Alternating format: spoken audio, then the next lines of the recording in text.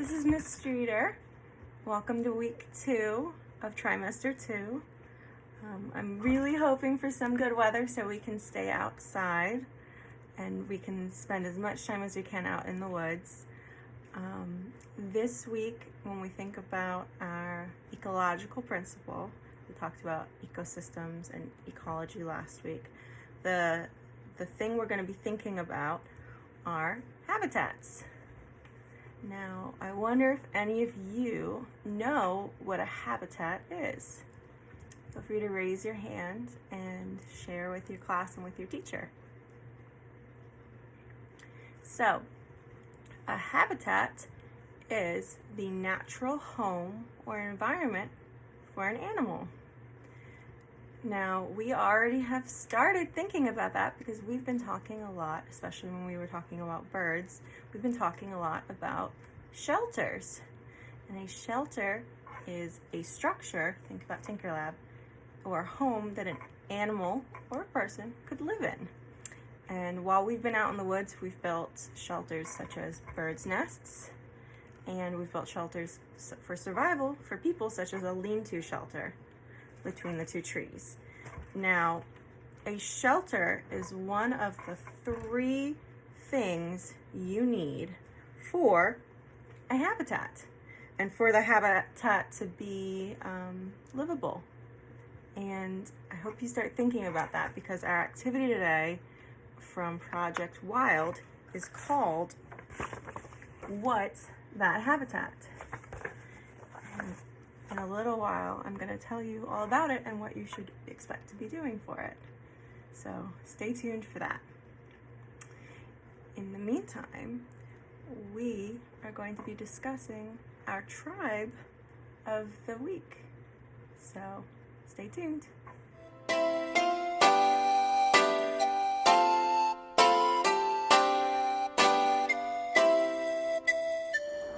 The Great Plains stretch across most of the middle of what is now the United States and Canada. These vast expanses of prairie land run west of the Mississippi River to the Rocky Mountains, and from Canada south to Mexico.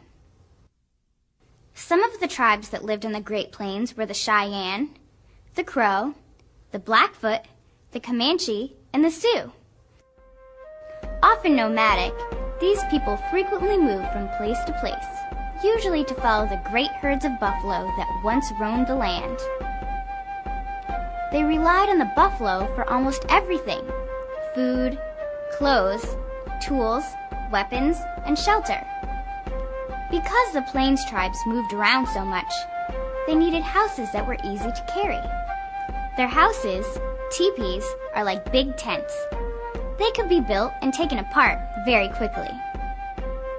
The people of the Plains made their teepees by tying long branches together and then stretching buffalo hide across the poles. Some families shared one large teepee, and they still had enough room for baskets, extra clothes, and other things. In the middle, there was a fire pit and a place to cook meals. Teepees were built with a hole at the top so the smoke from the fire wouldn't fill up the tent. The Plains tribes were great buffalo hunters. Groups of hunters worked together to stage massive buffalo hunts, hunting just enough buffalo to meet the needs of their communities. Native Americans who lived in the Plains respected the great herds of buffalo because they needed them for survival. After a hunt, they did not waste any of the buffalo. They used every part. They roasted or broiled the buffalo meat and dried some of it to eat later. Then, they crafted clothing and teepee covers out of the skin, spoons and cups out of the horns, and tools and weapons out of the bones. Women did much of this work. They also gathered food growing on the plains, such as wild plants, roots, and berries, which were also used as medicine. Many Plains peoples were excellent artists. They painted scenes on large pieces of buffalo skin. Sometimes the painting showed an important event or portrayed a special person. Religious ceremonies were a very important part of the lives of the Plains Native Americans. They held ceremonies to honor the Great Spirit, to name a baby, and to celebrate things like a girl's entrance into adulthood, a boy's first hunt, marriage, and death. The Native Americans of the Plains included many different tribes. They each had different customs, but their reliance on and respect for the buffalo was a common thread that tied them all together. So friends, that was a little bit of information, and now we are going to read our story. It is a Lakota story called Indian Paintbrush, and it has been retold and illustrated by Tommy DePaola. And it's a really wonderful story, so stay tuned.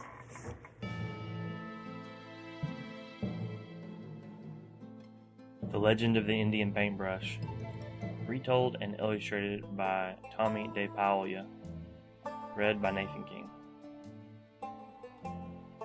Many years ago, when the people traveled the plains and lived in a circle of teepees, there was a boy who was smaller than the rest of the children in the tribe. No matter how hard he tried, he couldn't keep up with the other boys, who were always riding, running, shooting their bows, and wrestling to prove their strength. Sometimes his mother and father worried for him. But the boy, who was called Little Gopher, was not without a gift of his own. From an early age, he made toy warriors from scraps of leather and pieces of wood, and he loved to decorate smooth stones with the red juices from berries he found in the hills. The wise shaman of the tribe understood that Little Gopher had a gift that was special. "Do not struggle, Little Gopher.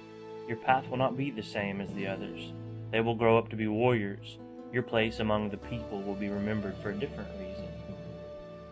And in a few years, when Little Gopher was older, he went out to the hills alone to think about becoming a man, for this was the custom of the tribe.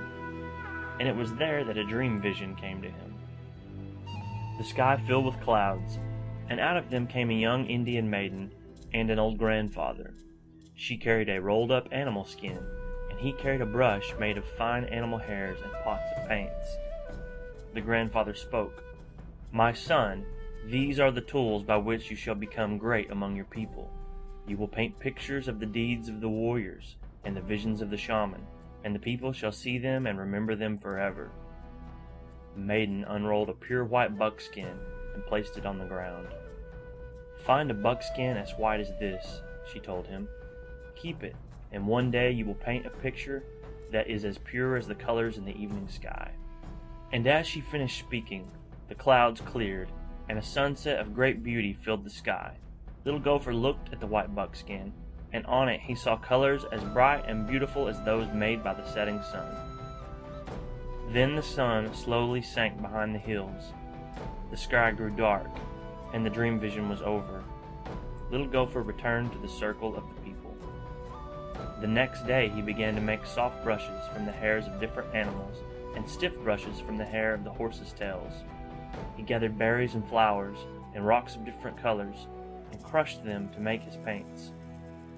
He collected the skins of animals which the warriors brought home from their hunts. He stretched the skins on wooden frames and pulled them until they were tight.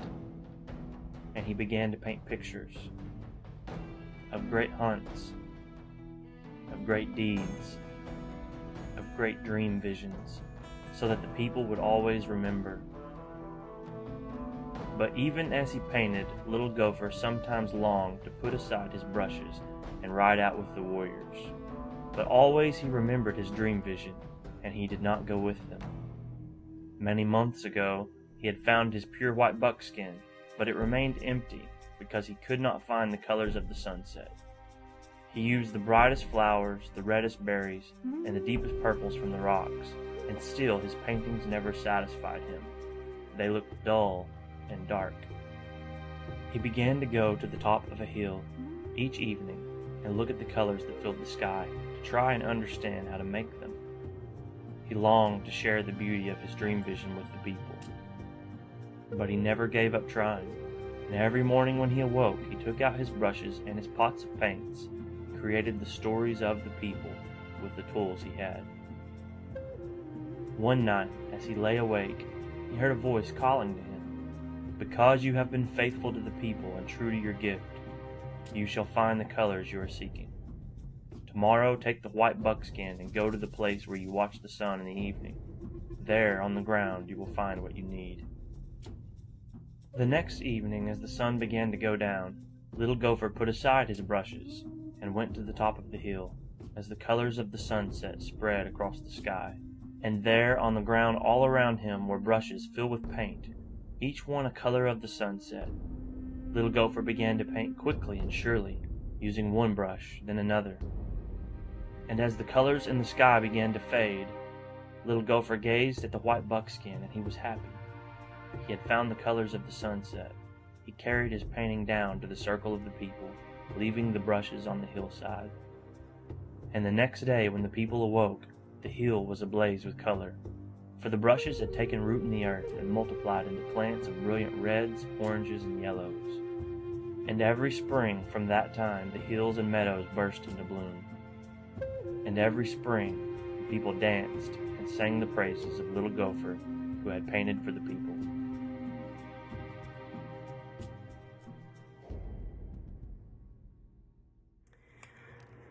Personally, I love that story. Friends, I hope you learned a little bit more today about the Lakota people.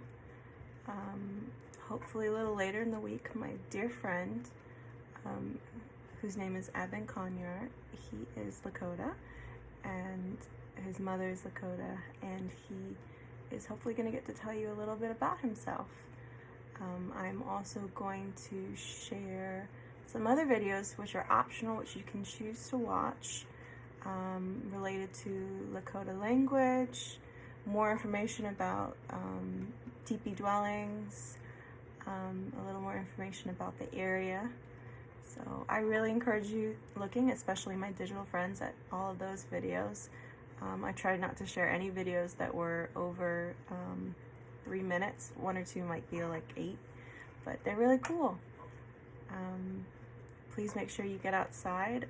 While you're outside or at a different point, we're going to have that activity from Project Wild, so stay tuned for that.